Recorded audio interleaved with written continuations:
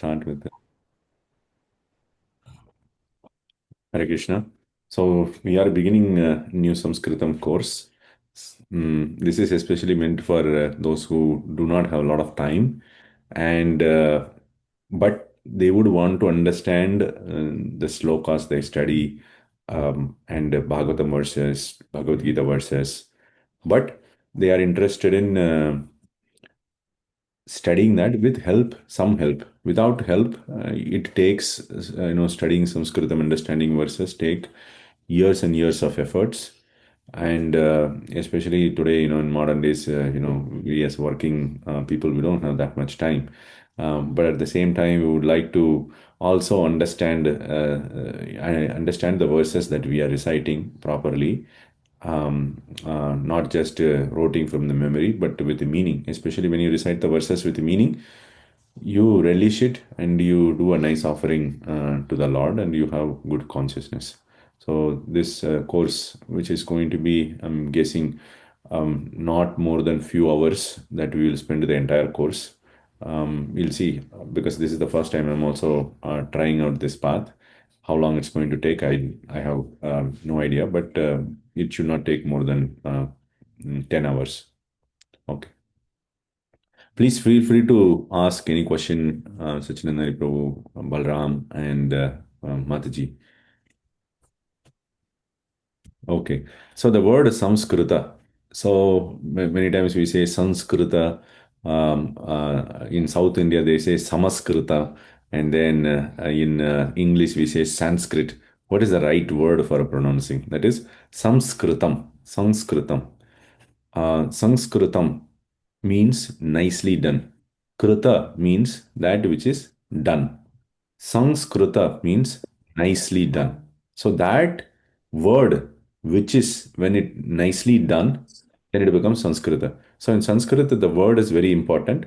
There is a verse which Mahaprabhu says that, the Murko vadati Vishnaya, Dhirga vadati Vishnave, Ubhayora Visamam Punyam, Bhavagrahi Janardana. He says, the Murka, or a person who does not know Sanskrit, he says, Vishnaya Namaha. How does he say? So we say the Krishnaya Namaha, Shivaya Namaha, right? So similarly, when the word Vishnu comes, he applies the same principle, Vishnaya Namaha. But according to the Sanskrit, we have to say Vishnave Namaha. For Vishnu, it changes. Krishna, Krishnaya Namaha. Chaitanya, Chaitanyaya Namaha. Shiva, Shivaya Namaha. But Vishnu, you cannot say Vishnaya Namaha. It should be Vishnave Namaha. So the person who does not know Sanskrit, he will say Vishnaya Namaha. But person who knows Sanskrit, Dhira, he calls. Dhira means a sober person. A sober person says Vishnave Namaha. So that is what the Sanskritam, what is it doing is making a person who does not know Sanskrit, which is called by even Mahaprabhu as Muda or Murka or foolish person, into Dhira, sober person. Sanskrita, the word has to be nicely done. And the word is nicely done by this grammar. You don't speak words rashly, you speak the word very correctly using the grammar. And that's what it's called, Sanskrita, nicely done. Okay. My name is Vraja Jeevan Das, and I work in Bay Area, and I'm a Sanskrit enthusiast. Okay, so when anything starts, there are four things in Sanskrit that Sanskrit works that we look at, but I'm not going to go into that details. What four things? It's called Anubandha Chatushtaya. You can look it up later. But one of the most important things among the four things that we have to look at is Prayojana. What is the goal? If you complete this course, what you will be able to do, what you will not be able to do, we need to learn that. Prayojana means goal, the destination, the fruit that you are going to obtain. So that you have a correct understanding, because by going through the course at the end, oh, I thought I'll be like this, but then, I got a different understanding. So that should not happen. Then you get disappointed and dissatisfied. So you have to set the prayojana or the goal correctly. What you can do. So you can understand a verse on your own using help from ChatGPT correctly. I'm not saying that you can today also you can go to ChatGPT, you can paste a verse, it can give you, phrase by phrase meaning. But that is not letting you understand natively. You will still understand a translation only. You will not understand how exactly the words are constructed in Sanskrit. But through this course, you will still use ChatGPT, but you will also understand natively how the sentence is formed using the different words. That's what you will learn from this. What you cannot do, that is also important. Construct words or compose verses. You will not be able to construct new words or compose new words. You will also not be able to understand commentaries confidently. You can still do the same approach that we did with the verse on ChatGPT. With the commentaries also you can do, but you will not have more confidence to do that. The last point is you will not be able to use Sanskrit dictionary on your own. The why we will not be able to use the Sanskrit dictionary, we will look into it later, how a word is formed. A word is, if you just take the word Sanskrit word and then put it into dictionary, you won't get it. In English, you will get. You take any word, you put in Sanskrit dictionary, you will get the meaning. But in Sanskrit, you cannot simply copy and paste it. You will not get it. Uh, and you have to make it to a different form. And to convert to a different form, you need to know how the word is constructed. So that because you are not having the knowledge of how a word is constructed, you will not be able to use Sanskrit dictionary independently. But having said that, Chat GPT will help you. So you don't need to go to, in today's age, dictionary also much. You can use Chat GPT and try to understand it. You can copy and paste a word directly into Chat GPT. So one question, Prabhuji. Yes. When we see any word, right, in Sanskrit, we will be in a position to understand whether it is constructed or it is a means independent form of word. So All the words are in final form, which we will see later. All the words are in final form.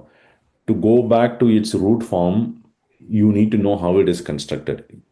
So okay, whatever word you are seeing, it will be in only in final form. You won't see a word which is not in final form used in Sanskrit statement anywhere, except in the grammar book where they will show you the root word and things like that. But in the proper sentences, you will only see the final word. You will not see the base word. okay. And So in this class, you are going to cover that how do we get to the root of that word also? No, that you will not be able to do that. Okay. Because that the point you are making, right? How do I go to the root word? That is what the whole grammar is about. That takes years effort. That is the only the difference.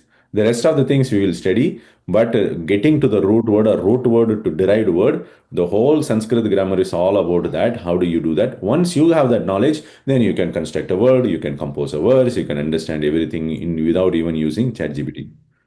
That part is what requires effort. That part we will not be able to cover here.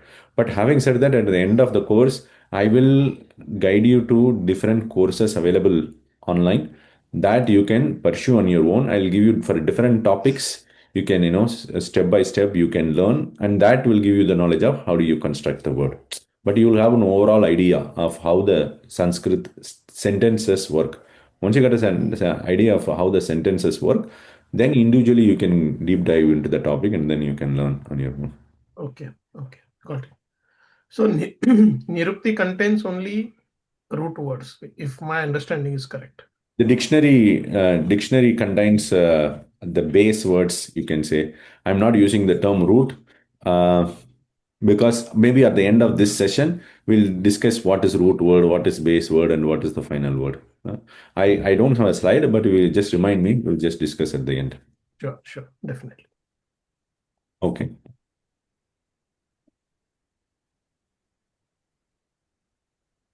So, what are all the topics that we are going to cover? Having said that, right? These are the different topics. May not necessarily each individual topic need to be covered in only one session. For example, this topic, Vākya, Namapada, and Vishnu Bhakti, this will take at least two classes, two or three classes. This may take only half a class, like that. individual topics. So around we have like 12 topics to cover. There is no point in going through this topic right now because you will not understand the individual terms. And each of these individual terms we will be introducing as we go through that individual topic in upcoming sessions. But these are the overall topic that we are going to cover. We'll come back again and again before beginning a topic to this slide in every session. Okay.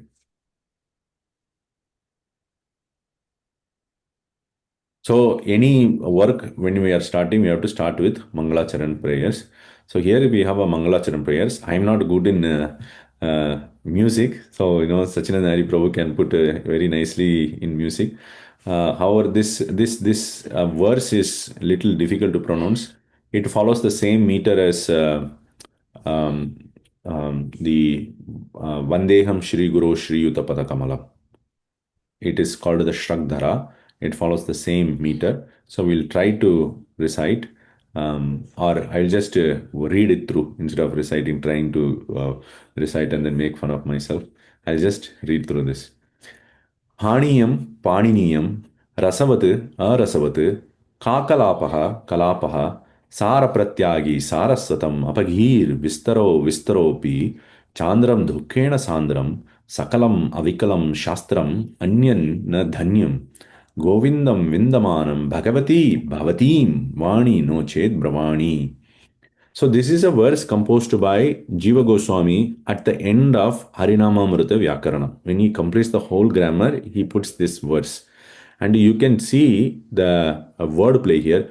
Haniyam, Paniyam. He just immediately goes. Rasavat, Arasavat.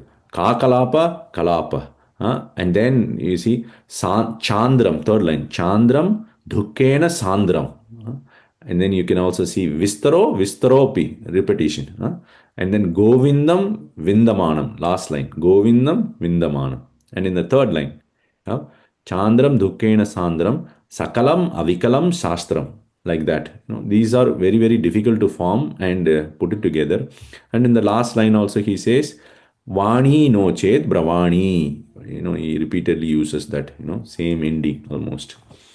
So he says, so in this whole Mangalacharan, there is the different grammar names are used. So what we are going through this course is based on Harinamamrita Vyakaranam. Harinamamrita Vyakaranam is the Sanskrit grammar. The Sanskrit grammar, different people have given different shastras to study Sanskrit grammar. Sanskrit grammar is a topic. Anybody can write on that topic. For example, we have mathematics. Will have different teachers teaching different way mathematics. Same thing, computer science. Different people can write different books on computer science. Similarly, on grammar, different sages have written different works. It will cover the entire grammar topic, but they use their own approach to teach. Jiva Goswami, who is a disciple of Rupa Goswami, he has composed the work called Harinamamrita Vyakaranam. This is a grammar filled with Lord's names. So, the famous one that is studied by everyone in this world, even today, is Ashtadhyayi. Ashtadhyayi is written by Panini. Panini is a Maharishi, is a great sage, and he has written this Ashtadhyayi work, and it has 8 chapters. Similarly, Harinamamrita Vyakaranam also has around 7 chapters, and it discusses the same topic as what is being discussed in Panini's Ashtadhyayi. Similarly, other sages have also written other Sanskrit grammar works. For example, Mahaprabhu, Chaitanya Mahaprabhu. Chaitanya Mahaprabhu, he learned a grammar called Kalapa. He did not study Panini's Ashtadhyayi. He would have studied, but he was an expert in Kalapa grammar. Whereas I, on the other hand, I studied Harinamamrita Vyakaranam. I didn't study Panini's Ashtadhyayi like that. But it is all the same topics are all covered. So what he says is here, Haniyam Paniniyam. Paniniya means the Panini's grammar. Panini's grammar should be rejected, he says. Haniyam. Okay, it should be rejected. Rasavat. There is another grammar called Rasavat. And that Rasavat, he says, Arasavat. Arasavat means without any rasa. It does not have any rasa. So the grammar called Rasavat does not have any rasa. And then he says Kalapa. You see, you remember Mahaprabhu was an expert on Kalapa grammar. He says Kalapa ka Kalapaha. It is nothing but cawing of the crows. Just crows are joining together and then simply they are blabbering. That's what he says. And then Sara Pratyagi Saraswatam. There is a grammar called Saraswata that was given by Saraswati. And then what he says, Saraswata, that grammar is Sara Pratyagi, does not have any essence.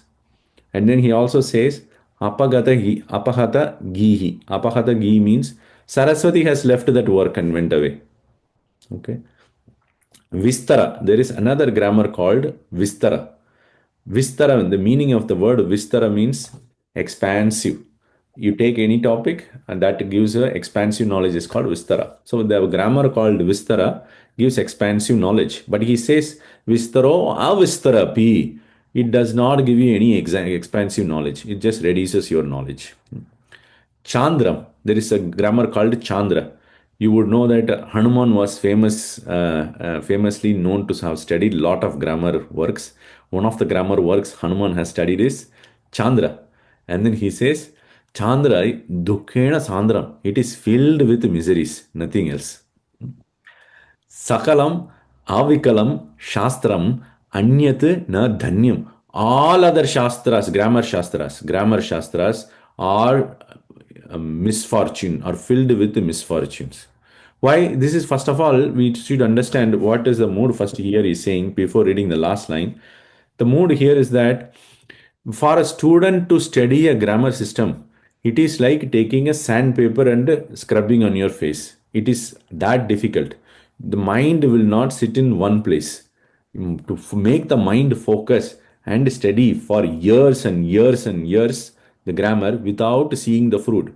So while you are studying the grammar, you will not see the fruit. What is the fruit of the grammar? You should be able to read through the verses. You should be able to compose songs. You should be able to nicely relish the commentary. All these things will not happen until you complete the Sanskrit grammar. So you are waiting for a fruit for a very long time, but until then we are taking a sandpaper and scrubbing our face. So it becomes very dry path for anybody to travel through. So therefore, Jiva Goswami is saying all these things should be done. And then he says, Govindam Vindamanam Bhagavati. He is praying to Saraswati. Oh Bhagavati, oh Saraswati, Bhavatim Vani no Chet Bhavani. If I don't use you in the service of obtaining Govinda, if I don't use you in the service of obtaining Krishna, then Haniyam, Paniyam, Panini's grammar should be rejected. Rasavat grammar does not have any rasa. Okay. Now, the next verse. Paniyam, Paniniyam, Rasam Mrudu, Paniyam, Paniniyam. He says the Panini's grammar should be drunk, not just read. It should be drunk like anything. Okay. And Rasamrudu Rasavat. The grammar Rasavat is filled with rasa and sweetness and softness, like gulab jamun. Very sweet and soft. And Mutkalapa Kalapa, the grammar Kalapa, which Mahaprabhu taught, he says it's bundle of joy. Mutkalapa. Saras, Shri, Sari, Saraswatam. The Saraswata grammar given by Saraswati is full of essence, or steady wealth, you can say. Adhimadu Ghihi Vistaraha api. The grammar called Vistara, that is filled with sweet words, very, very sweet words. Chandra, the grammar, which is famously known to have been studied by Hanuman, Saukena Sandram, it is filled with happiness. Sakalam Avikalam Shastram Manyat Prashastam, all other shastras are praiseworthy, he says. When Govindam Vindatim Tvam Yati Bhagavati Girvani Vani Bravani. If I use you, O Saraswati, in the process of, in the service of obtaining Krishna, then all these grammars are praiseworthy. So the grammar, the Sanskrit becomes praiseworthy when we use in the service of the Lord. If the Sanskrit is not used in the service of the Lord, then it is just a misfortune. We are not going to obtain any fruit out of that other than just understanding some Sanskrit works. Okay, so this is what Jiva Goswami has composed. We will, starting with this Mangalacharan, we will recite this Mangalacharan every class. Okay, so we are entering into the first topic. Please feel free to stop me if you have any questions or doubts to clarify. So the first thing we are going to learn about is Vākya. Vākya means a sentence. And then we will be learning about Namapadam. We'll get to, when we get to Namapadam, we'll understand what it is. Namapada is part of Vishnu Bhakti. We will learn what is Vishnu Bhakti also later. Sorry, there's a mistake. It's not Vishnu Bhakti, it is Vishnu Pada. 1 second, let me fix this here.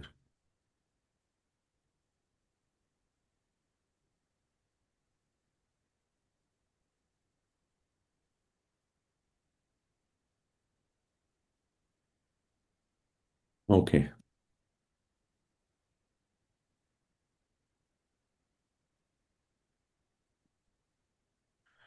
So let's try to understand, jump directly into what is a Vakyam. Vakyam means what, Prabhu? Sentence. Sentence. Okay. Vakyam is a sentence. Great. Okay. So this line everybody knows. This is the first line of Bhagavad Gītā. So I have also put in the English at the bottom. Dhritarashtra Vacha. Dhritarashtra Vacha. Dhritarashtra Vacha. Dhritarashtra Vacha. Okay. So Dhritarashtra spoke. So in this sentence, can you identify what is the subject? Dhritarashtra. Dhritarashtra. Okay. And then what is Vacha? Verb. Verb. Okay. So you correctly spoke. Dhritarashtra is subject and verb is Vacha, spoke. Okay. So what is a subject? It is. You tell. Subject is something on which who is doing the action, right? Very nice. Who is doing the action? The agent. The agent that is Agent. action. Yes. That is called the subject.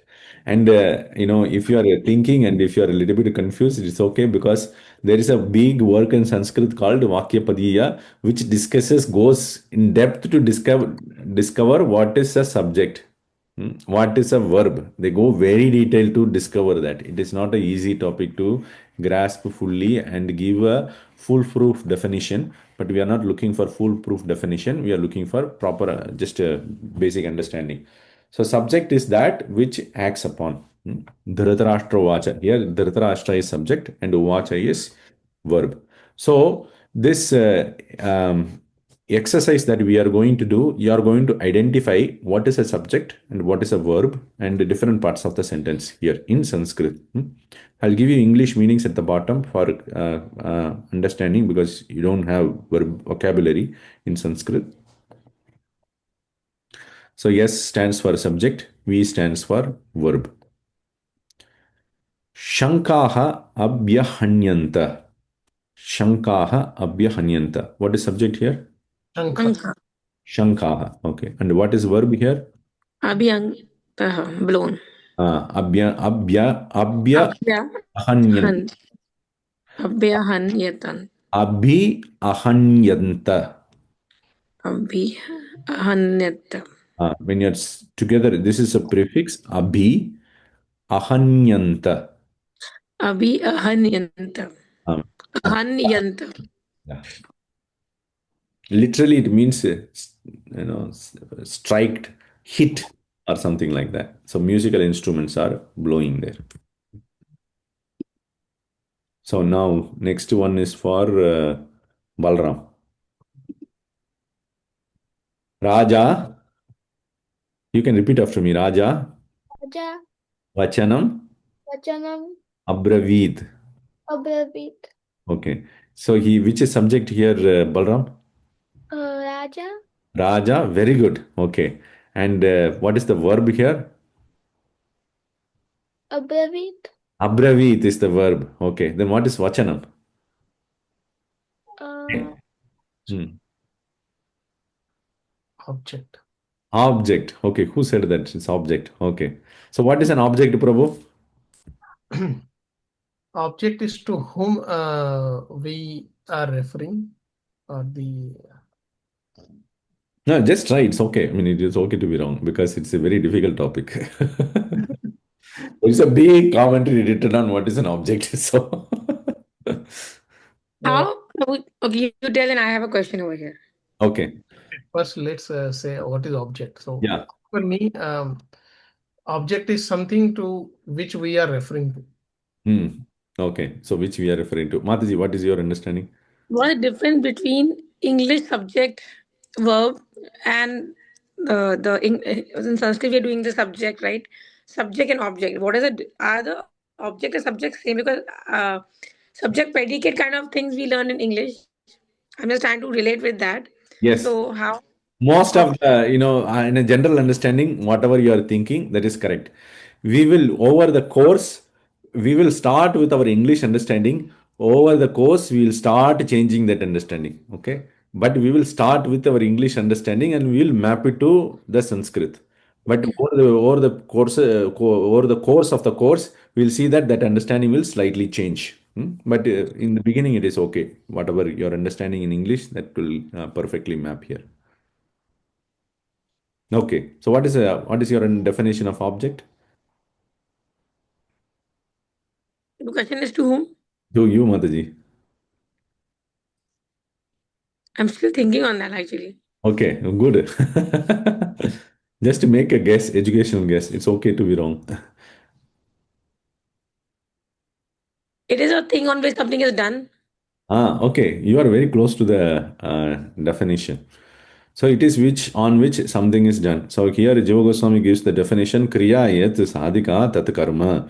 That which is acted upon by the action. When the action is acting upon something, that is the karma. Or that which is achieved by the action. What we are achieving by the action, what thing is acted upon or achieved by the action, that is object. Okay. So in this one, we have Is it acted and achieved both, right? acted, achieved, effected, all these things. Okay. So Raja is subject, Abravit is verb, and Vachanam is object. So this will change. In English, what you usually we read, King spoke the sentence. But here you see this object comes second, which is very similar to Hindi also. I think in Hindi also. Is it the predicate? Is it equal to the predicate? Okay. So Object. what do you mean by predicate? Like the sentence you just told, King spoke the sentence. Hmm. So subject, verb, and predicate like that. Is it like that?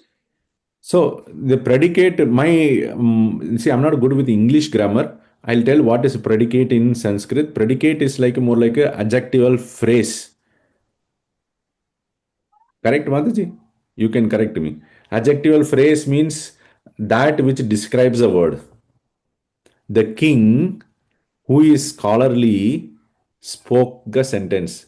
That who is scholarly, that is more like a predicate, if my understanding is correct in English. Actually, in English, like I think object part was into like the driver drove the car. So the car becomes object, a predicate part, and the driver becomes subject part. Like that, it was divided. Okay, so let's see. This is okay. I was thinking, is it object related to predicate? I was just thinking on that. Oh, so went home. You are saying it's called predicator. Is that Yes. what you're saying? John went home. Okay. So there is the same concept in Sanskrit, a similar concept. We also use the name predicate, but we use it to define something else. Okay. Okay. So yeah, I mean, if you're talking about the spoke, a sentence together is called predicate. That is correct. But here we are just interested in each individual word. Yeah. Raja is subject, and abravit is verb, Verb. and vachanam is object. Okay. So in Sanskrit, a word is called pada. Pada is a word. In Harinama mṛtavān, instead of using the word pada to define a word, he uses Vishnu pada. So you see, he will replace every word with Krishna's name included in it. Instead of calling pada as a word as pada, he will call Vishnu pada. Okay. So this Vishnu pada or a word is of only two types in Sanskrit. In English, you have so many types. You have noun, you have verb, you have what is adjective, and then you have this helping word. What is that called? An and all. How do you put? Prepositions. Prepositions, articles. There's so many types you have. But in Sanskrit, you have only two types. Very, very simple. Huh? You don't have complicated types. Only two types. Namapada. Namapada means a label to any object in this world. I take my chanting bag. This is chanting bag. It is a Namapada. I call Balaram. Balaram is a Namapada. Sachinandan Hari. It is Namapada. Take a mouse. That is a Namapada. Anything that you are pointing to. So here, subject, object, everything is part of Namapada. Okay. The second one is Kriyapada. Kriyapada means verb. That's it. So you have only Namapada and Kriyapada. What is Kriyapada? That which is, doing Action words. action that becomes Kriyapada. Everything else becomes Namapada. That's it. There is no other classification.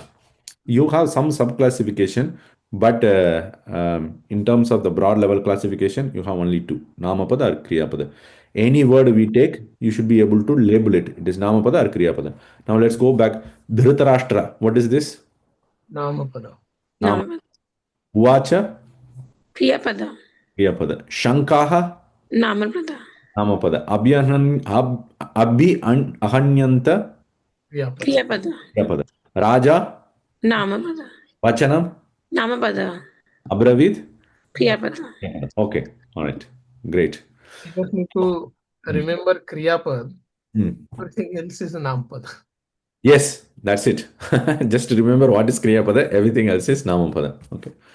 Okay, so in between the course, I will put some tidbits. Tidbits are the things which normally you won't learn part of this course, but we will just slightly include to get a flavor of, the other Sanskrit. So we'll learn a sutra. This is a simple sutra. Evobhyam asya haro Vishnu padante. This sutra comes in chapter 1 of Harinama mṛtavān. It is 56th sutra. So you have seen in this.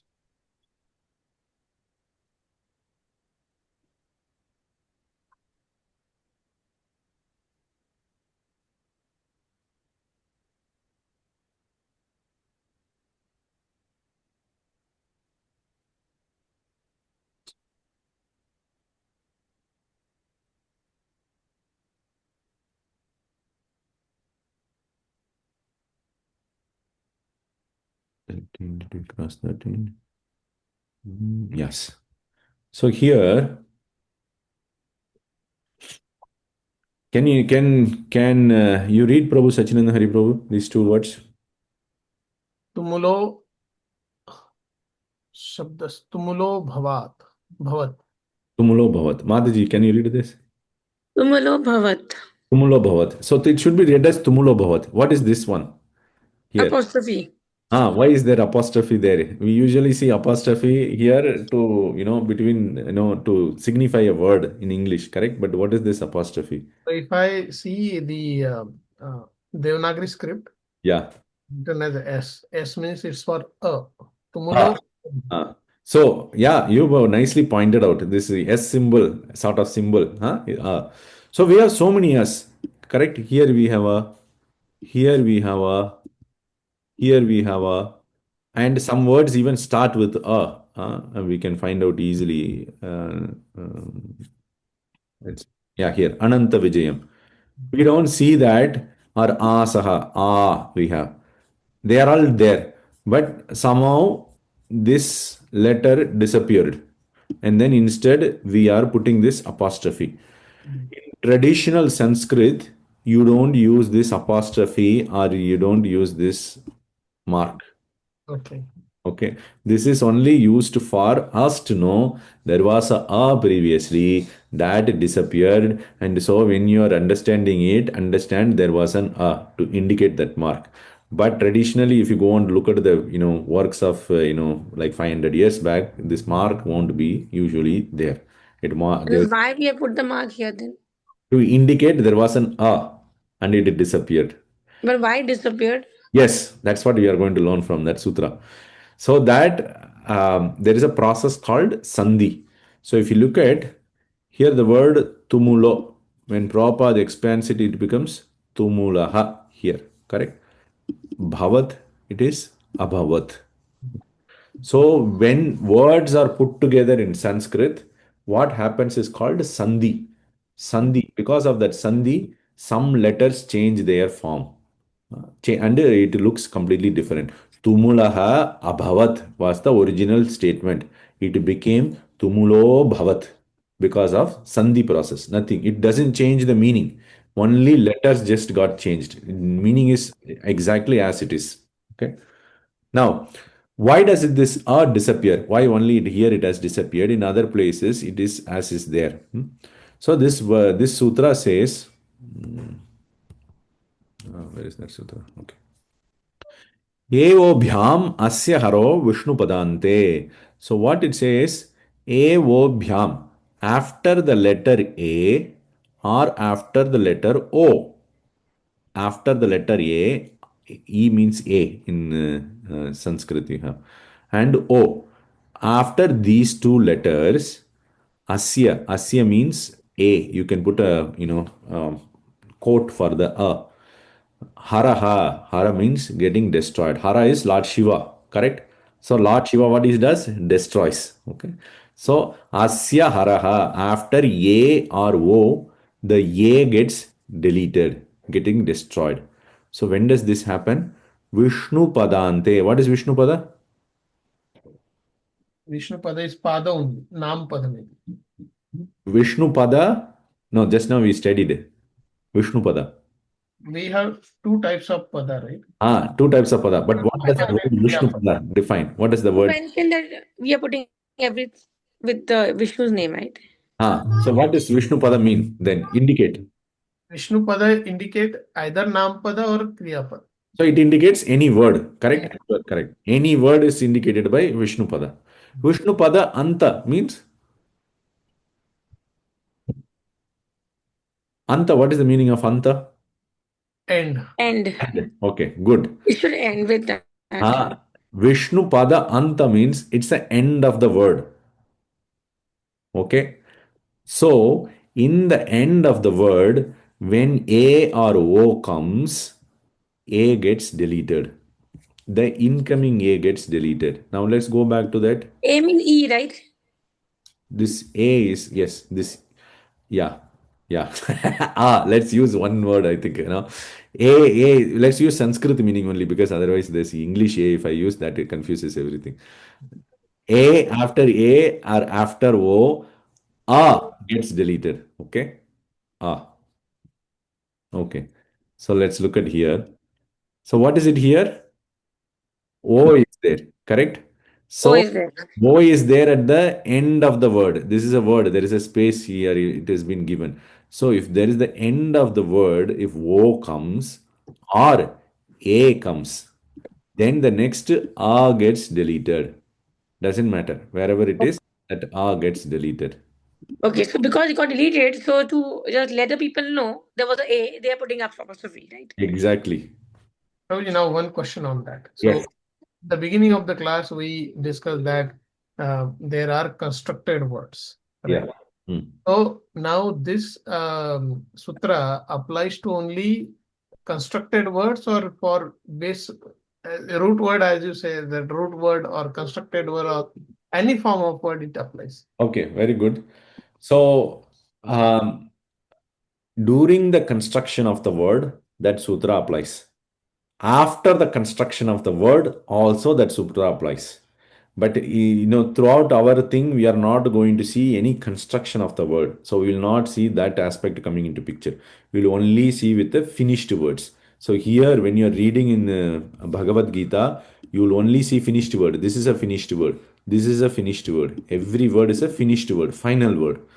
Now, in the final word, it was tumulo, O is there, and we are applying that sutra and removing that a in the next word. This rule applies to both kind of words. Whenever we encounter that word in a actual form or like form related, we apply that rule and do it. Right? Correct, correct. Namapada or Kriya Pada, both kind of words it applies. We will only see the final words in any literature. So that final word, it is definitely applicable. Now let's do another search. You can do this search here. Let's just to make sure. You see this? Another Tumulo Abhyanunadayan. So here, why is it got deleted? Why it is deleted? Because it's tumulo, right? Oh, it is ending with O. Okay. Now here, why? What is this word? Because A is there.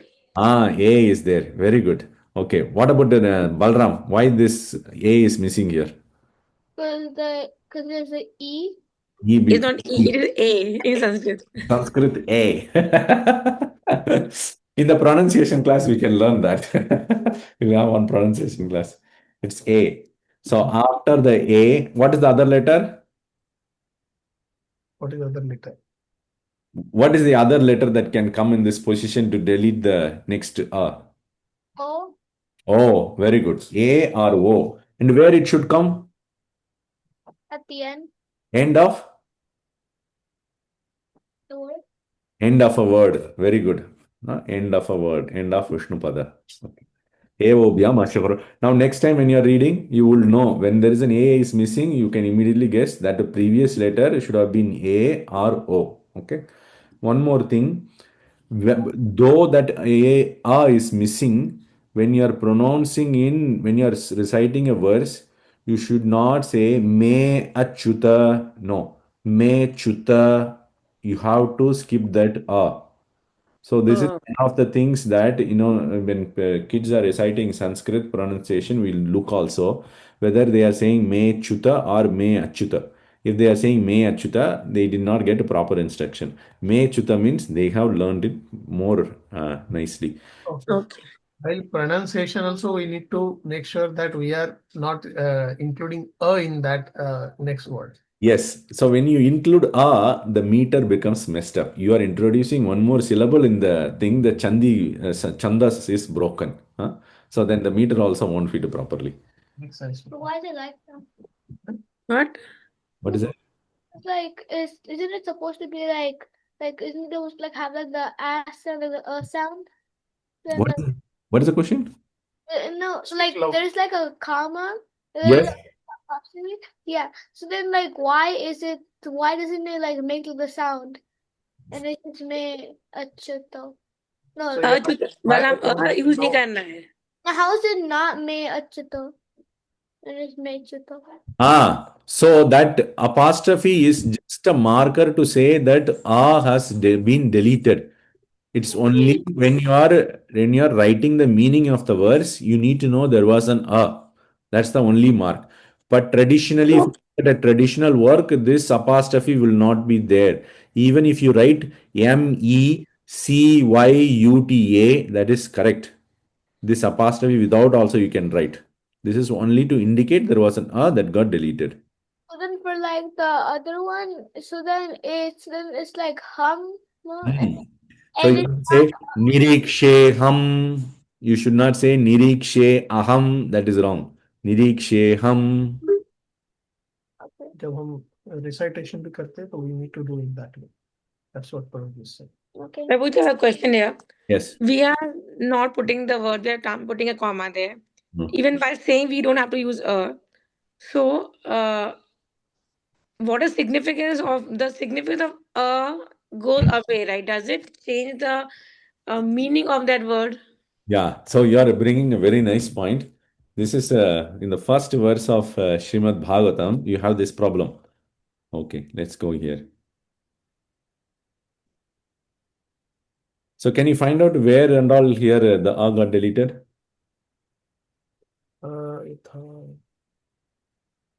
Over there. Where? You have to tell me which line.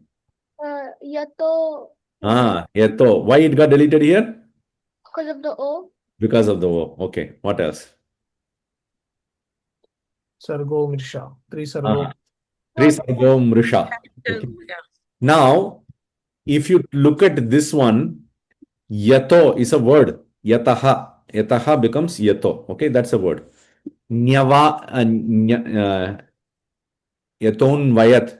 Vayat is invayad is not a word. If you just take it as it is, you will not get any meaning. So you understood there was a O that the A got deleted. So you have to take it as anvayad. So that is why you will see here. Where is it?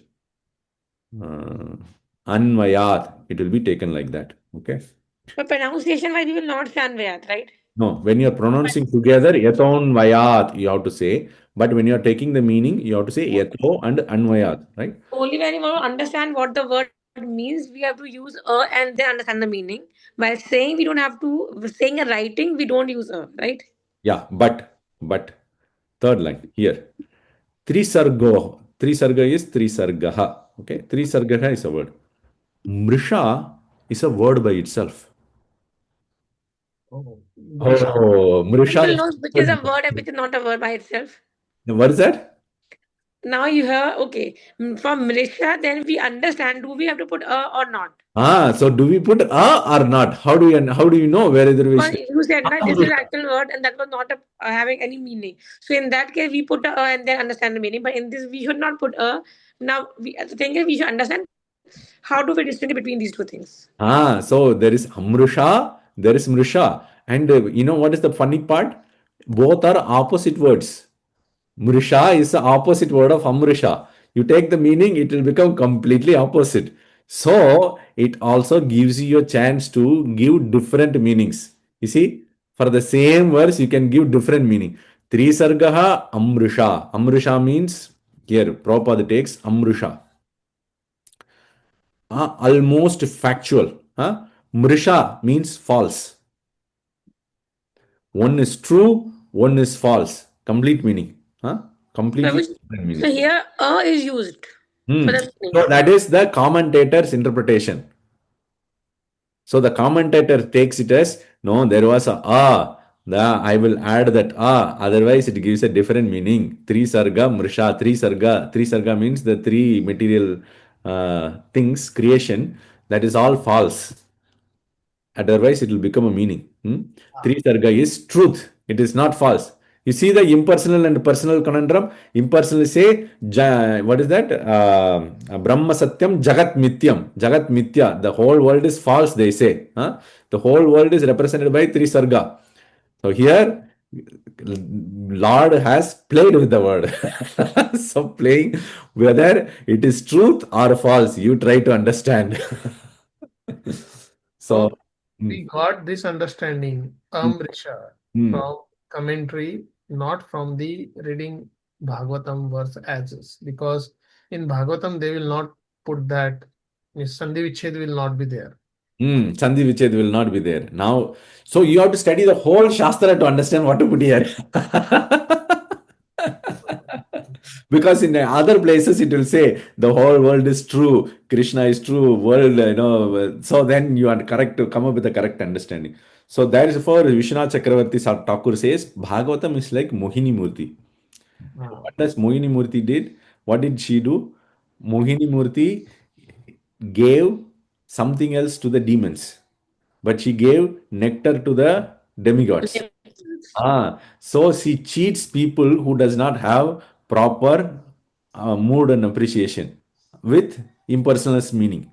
But for devotees who have proper understanding, Bhagavatam, like Mohini Murthy, gives nectar. Hmm. Yeah. Anyways, yeah, this is a word play with that. One sutra. See, one sutra can play philosophical change.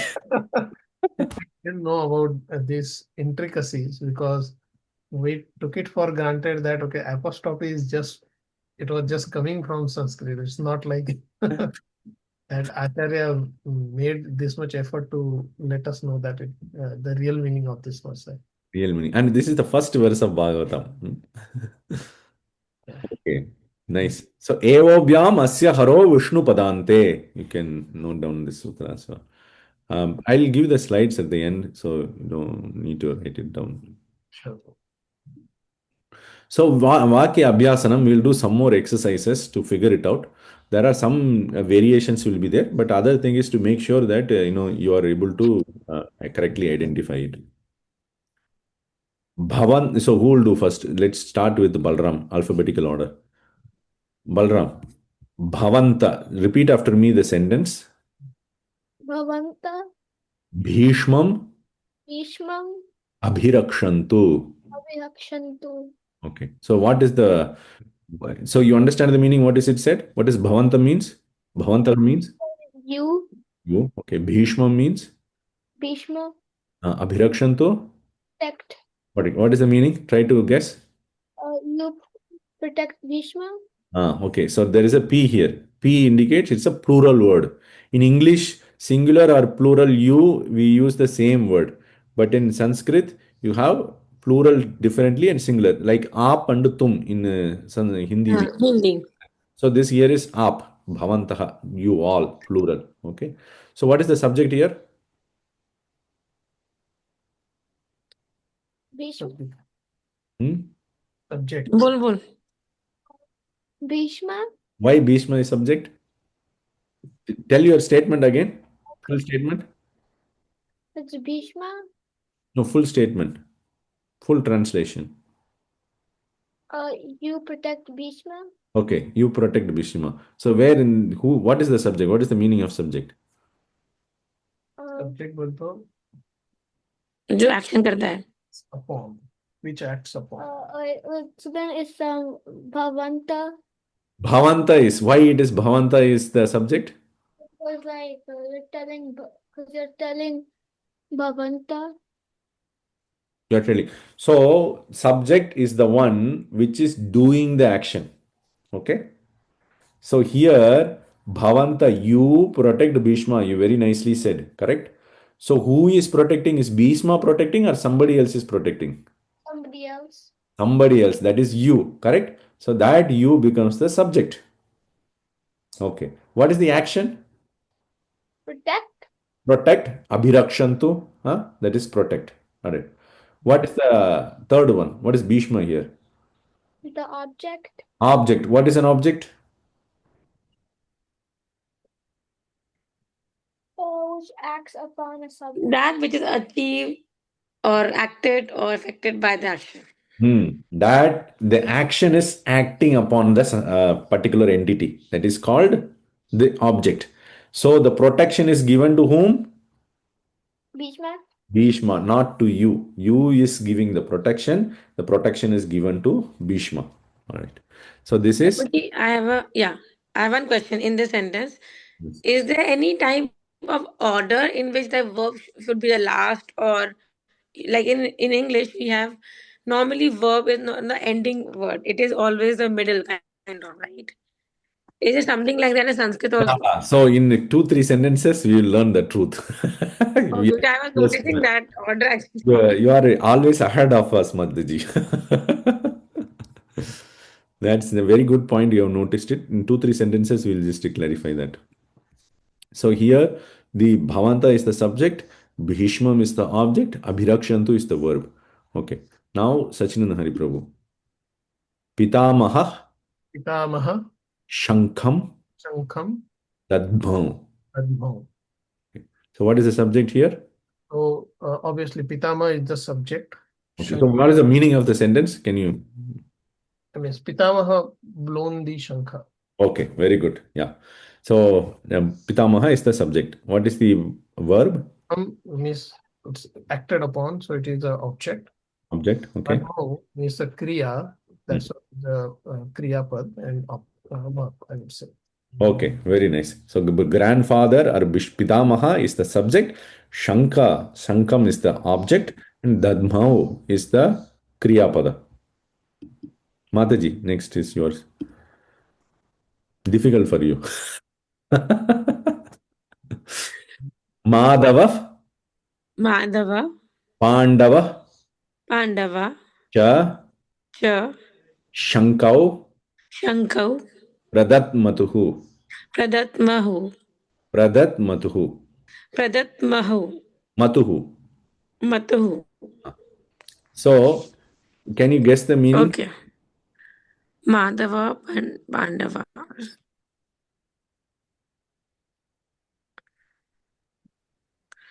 Prabhuji, your voice is broken. No, I'm saying, can you guess the meaning? Okay. They are saying Madhava and Pandava both blown the conch shell. Very nice. Very good. So there is the word D is used. Your voice is broken in my mobile. Oh, how about you, Sachinandari Prabhu? Can Can you you repeat again? I can hear clear. you can hear? Yeah, okay, I can hear you now, Prabhuji. Okay. So there is the letter D is used here. D means it is dual. So in Sanskrit, you will also see dual cases where not just plural. Here P is plural. Plural means multiple. Dual means two. Just for two, they will use a different form of a word. Oh, okay. Yeah. For more than three or more, they will use a different form. For one, they will use a different form. For two, they will use a different form. Three or more, they will use a different form. Okay. So here, Shankau, mostly these dual things will end with au. Huh? Shankau, it is actually two things, two skonks. Okay. Two conch shells were blown. Is it like that? What is that? Two conch shells were blown. That is why. Exactly. You got it. Two conch shells were blown. But Prabhuji, Okay. it's not true, right? Pandava is already it's a plural, right? Go Pandava. ahead. Not one Pandava, but it's like 5 Pandavas. Yeah, like in the upper word, first sentence also it is taha, and same here Pandava. It is similar words. That means both are plural, more than three, right? Okay. The So first sentence was if one. you're trying to come up with this endings. Sometimes the endings can just bewilder you also. You are right, but you are right. That is the first step in learning. You are that aha means singular. That is correct. Aha means not plural. Aha usually is singular. If you see, if Okay. let's go back to this guy. What is I have put here? Can you read? Dasaha. Dasaha. Not 2% or not 3%, only 1%. Raja Jivana Dasaha. Okay. So aha usually ends with 1. But here in this case, Bhavantaha is an exceptional. It looks like a singular, but it is plural. Okay. But in other places, Pitamaha, only one grandfather, not multiple grandfather. Okay. Madhavaha, one Krishna or multiple Krishna? One only. One only. Okay. Pandavaha. It is not Pandavaha. Pandavaha is 5. We have Pandavaha. Only one Pandava. Who is that? Arjuna. Arjuna was standing alone. Arjuna is also called a Pandava because he is son of Pandu. Like that. Okay. What is the subject here, Mataji? Subject is, I think, two subjects here, Madhava and Pandava. Very good. Madhava and Pandava are subject. And then? The blown Pradhamatu is the action, the kriya. Yeah. And Shankau is the object. Okay, very good. So, you continue like this. Whenever you are saying subject, verb, and object, you use the Sanskrit term rather than the English term. Okay. So, it is Madhava and Pandava are subject, and Pradatmatu is verb, and Shankau is the object. Okay, now going back to Balram. Ghoshaha Hridayani Vyadarayat. Vidayarata. Vya Dara Yat. The Vyadarayat. Dharayat. Vyadarayat. Okay. So what is the meaning? Can you guess? sound to heart store apart sound or sound store apart heart. Sound tore apart the hearts. Heart. You see, grandfather blown the conch. Sound tore apart the hearts. See what? So in the battlefield, they were blowing the conch shell. So that conch shell sound it tore apart the hearts of Dhritarashtra and his sons because they were very fearful about the entire scene arranged there when everybody is blowing the conch shell. So the sound ghoshaha vyadharayat tore apart hridayani the hearts. So what is the subject here? Ghosha. Ghosha is the subject. Why? Because like it's the thing that's like doing the thing. It is doing the tearing thing. Okay. And Vyadarayat, what is it? It's the verb. It's the verb. It is the verb. Okay. And Hridayani? Object. Object. Why it is object? Because it's like the only thing there. It is the one it can be torn. Okay. No, he told it is the only thing left in the It's the sentence. only thing left. Because Balaram, the tore apart action is happening on the object, that is on the heart. That is why it is object. Yeah. Okay. So I think we have some more exercises. We can just complete this slide, then we'll stop here. Then we can continue from next session. Pandavaha. So this is for Sachinandani Prabhu. Pandavaha. Pandavaha, Hrishikesham. Chikesham, Vākyam. Vākyam, Aha. Aha. Okay. This is a little more difficult. So can you guess what is the meaning? So, Pandavaha. Then Pandava said this sentence to Rishikesha. Very good. Okay. Pandava spoke the sentence to Rishikesha. Okay. Now, what is the subject here? Pandava is subject. Pandava is subject. Okay. What is the verb here? Verb is aha, that Aha. yeah. Okay. What is the object here? Object is Rishikesham. Rishikesham? Mataji, what do you think? I think both are there. Vakyam also and Rishikesham also. Because what is done is sentence, that is spoken is a sentence. So it's spoken action is happening on sentence, but is done to Krishna. So I think two are the objects here.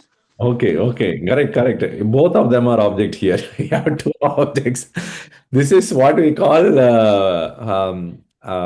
Dvikarmaka dhatu, a verb which has two objects. Okay. When you are speaking a particular thing, you are affecting two things. One is you are speaking the statement itself, and you are speaking to another person. That speak has two. In English, we are denoting the second object with the word to. In Sanskrit, you don't have that to.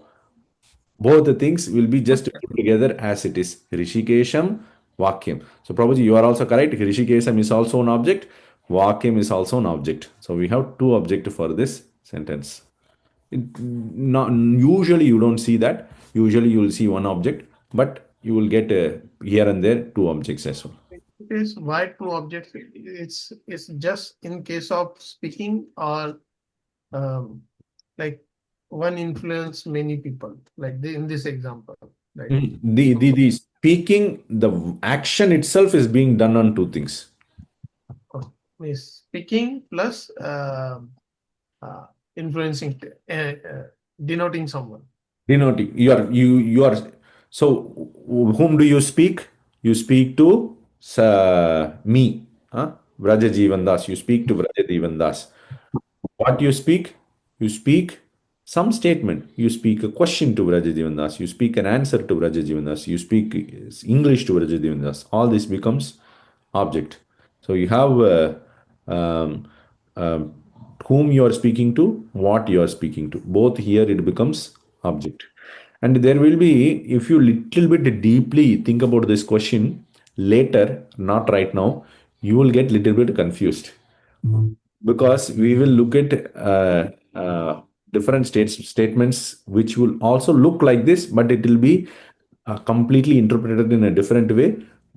Just hold on to that. This object has, this verb has two objects. Okay. Now to Mataji. Tvam Tvam pragyavādan pragyavādan bhāshase. bhashase. Guess the meaning? You're saying you intelligent words. You speak intelligent words.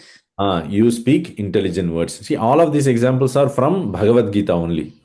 You can search these up later. Okay, you speak intelligent words. Actually, Krishna is scolding Arjuna in this case. He is scolding you speak like, you speak intelligent words, but you are a fool. He will call later. Okay. So, anyways. Prabhuji, you removed cha deliberately or it is like Deliberately I removed it. You noticed. So, for example, Bhishmam eva abhirakshantu. Here eva will come. So only the things that are required for us, and I have changed the order as well. Not you will see exactly the same order the verse is appearing. Whatever is required. So we are learning part of the verse. Over the course, we should be able to read the full verse like this. Okay, so that's the thing. Tvam. So what is the subject, Mataji?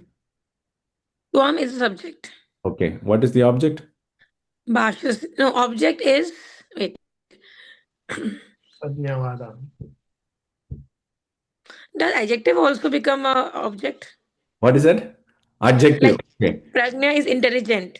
Okay, words. What type of words? Is it also, is the qualifying thing word also an object? Okay, very good question. And there is a separate chapter on that, the adjectives we will learn. But here, that is why I was I think only Vadam is the object. I was careful in choosing this. Here there is a hyphen, you see. There is a hyphen. So the hyphen is basically saying it's a compound word. Just like a compound word in English also you have a compound word, school bag. So what does school bag mean? It means bag only, but just used for school. Cool. Yes. Okay, it is what is plastic bag? Just a plastic bag. Plastic bag. It is taken to school? It is taken to plastic? No. No. But when you are saying school bag, it is taken to school. But when you are saying plastic bag, the bag is made of plastic, right?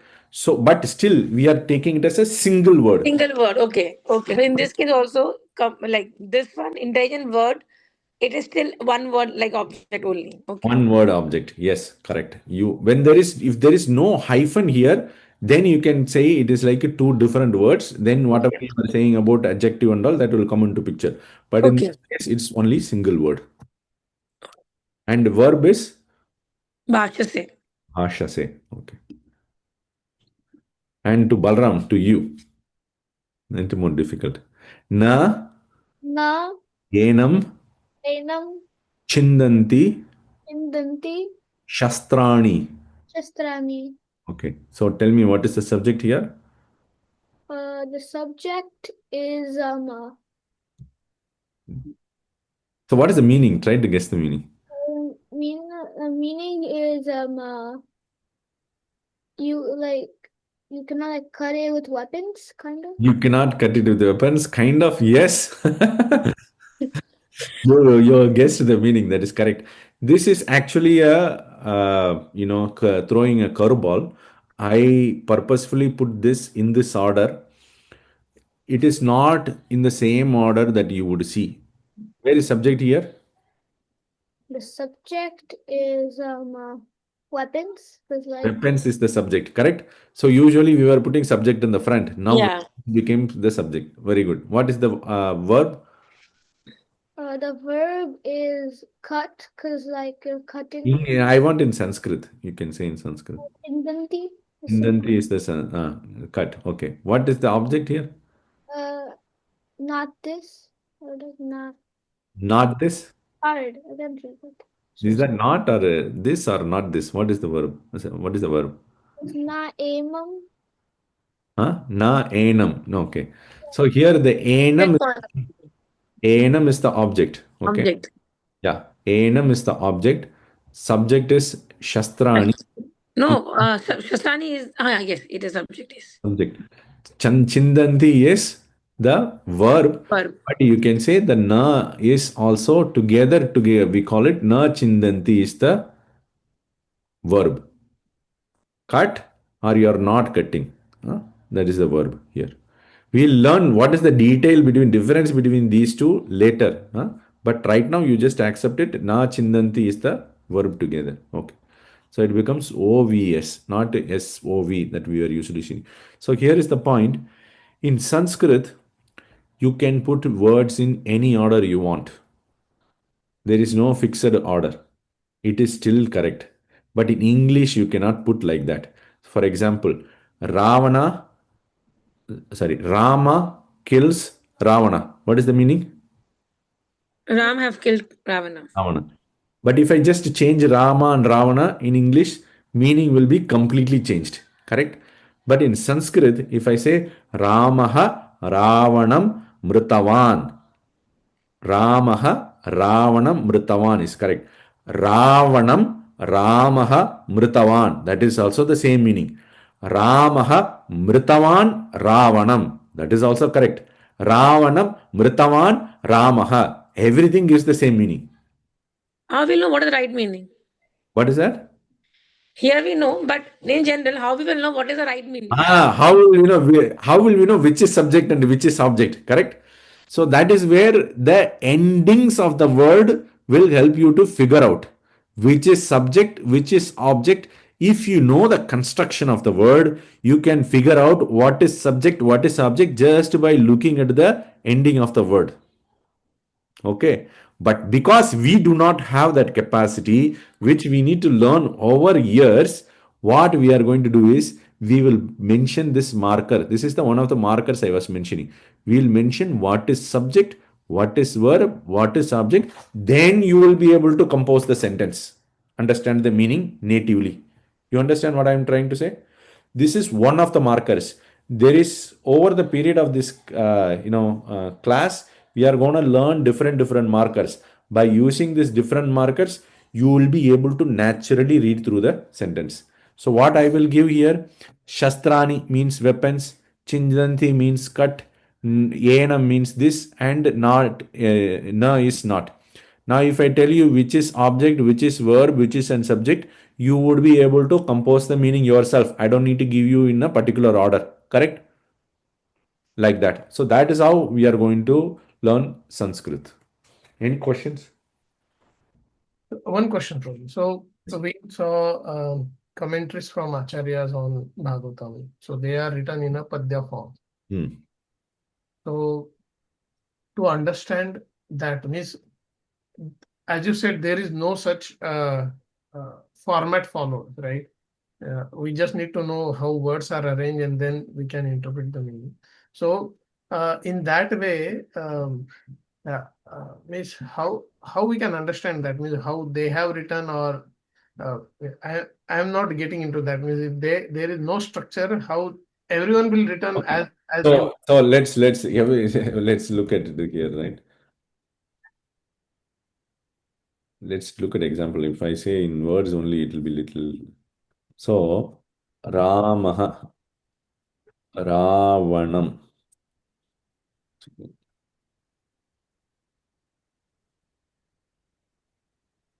You are seeing here Ramaha Ravanam mṛtavān.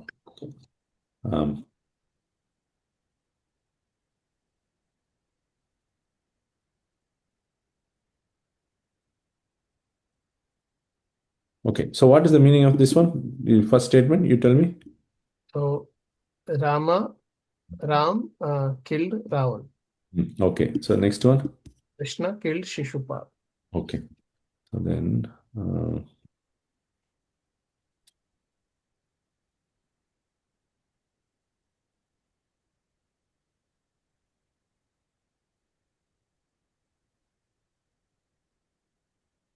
what is the meaning of this one? Okay. Varaha killed Hiranyaksh. Varaha killed Hiranyaksha. Okay.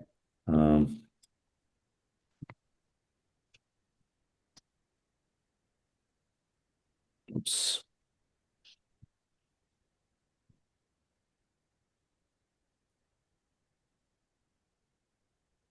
What is Okay, it? like this sentence, we know what is the truth is, right? Okay. But how we will know? No, you just complete this. I'm getting to that point where you're going. So Hiranyakashipu, mṛtavān, Narasimha. Hiranyakashipu, mṛtavān, Narasimha. Who was Was killed killed by Narasimha. like that? No, Hiranyakashipu was killed by Narasimha. no. Same meaning. Narasimha killed Hiranyakashipu. Narasimha killed Hiranyakashipu. That way. Narasimha killed Hiranyakashipu. Okay. Now, mm, um, mm, I'm just trying for a name. Mm,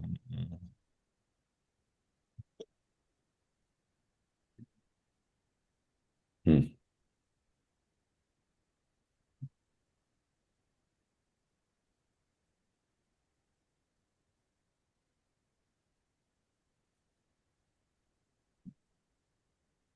So, what is the meaning of this one? Vriksham was killed by Vijay. Why? How, Prabhu? How did you figure out?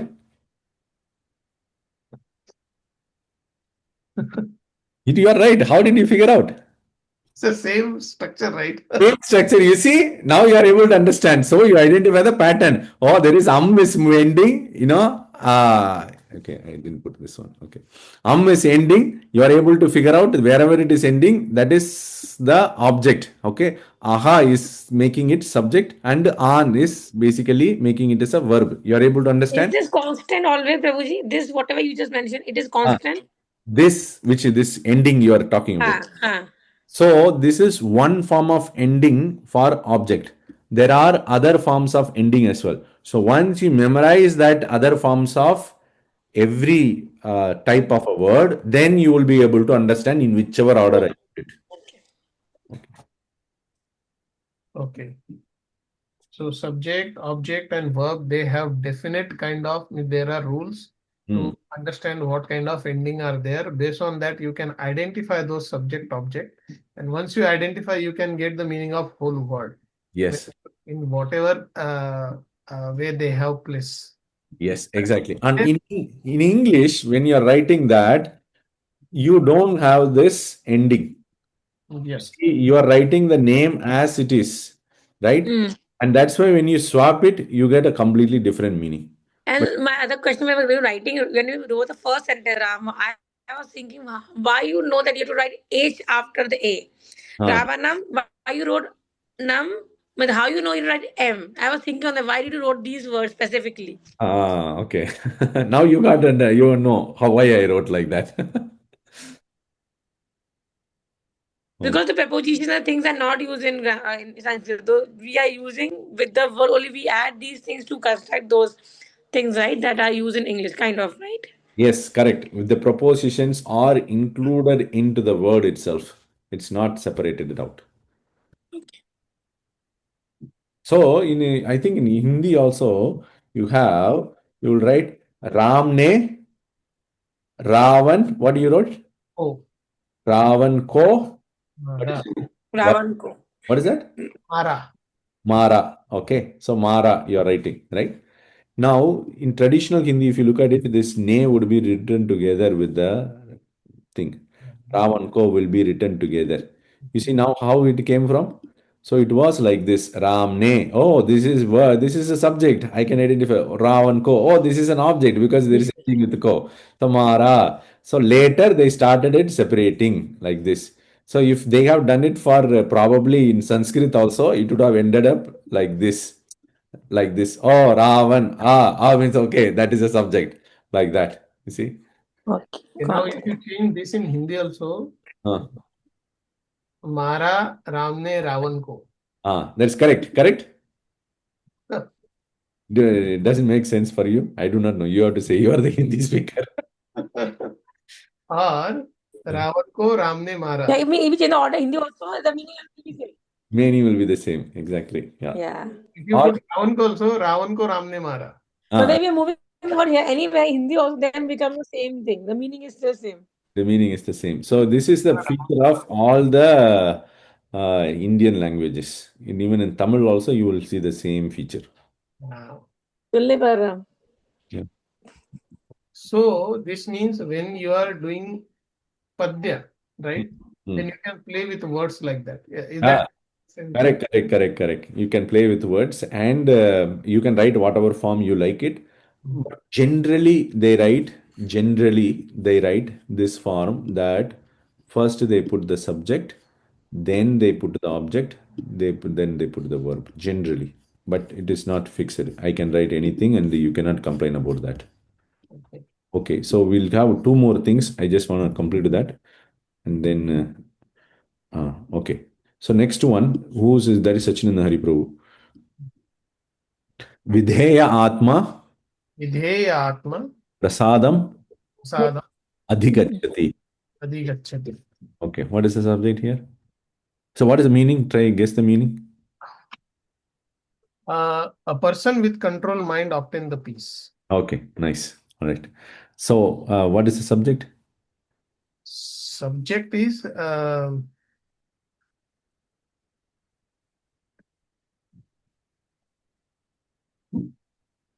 विधेय आत्मा. Vidheya Atma, subject. Okay. What is the object here? Acted upon. Means if we consider the meaning, object is prasadam. Okay, but you go for the grammar meaning. Yeah. But means subject is vidyatma, adhigachanti is the verb, kriyapad, and what is remaining is object. That I would say, but I am not sure on I'm not sure why it is called object. Okay. Yeah. So the action, if you look at just the action, obtain can only act upon one thing. Okay. Object of reception. Correct, Prabhu? I cannot obtain something which I am not receiving it. If I am getting peace, that is what is the object of obtaining. If obtain first rank, then first rank becomes the object of reception. If I receive a book, then that becomes the object of reception. So the obtain verb can only act upon that which is being received. Okay, so what is this guys doing?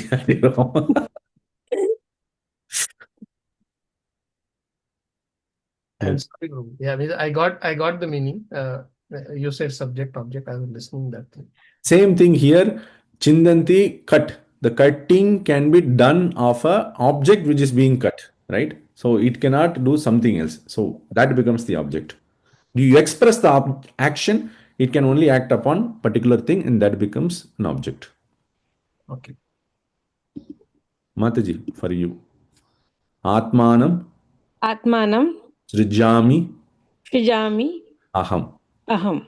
What is the meaning? I manifest myself. Okay, very good. What is the subject? Aham. Object? Atmanam. Atmanam. Okay. What is the verb? Srijami, manifest. Manifest. Correct. So I manifest myself. This, Srijamyaham, Krishna says, Okay. You have Last. taken this sentence to just show us the order. That order can be anything, right? Yes, correct. Now, Balram. Tan Bhajami Bhajami Aham. aham. What is the subject here? What is the meaning? Try to guess the meaning.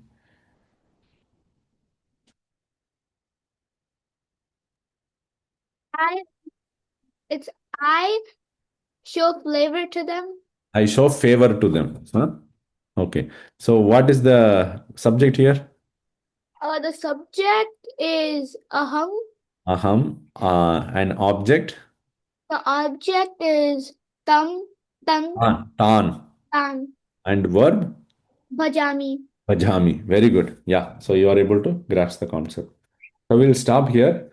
Thank you for joining, and we'll continue our session next week. Thank you, Prabhu. Thank you, Prabhuji. Thank you. Hare Krishna. Okay. Kalpatarubhya Kripasindhubhyo cha Patitanam Pavanebhyo Vaishnavibhyo. Namo Namaha.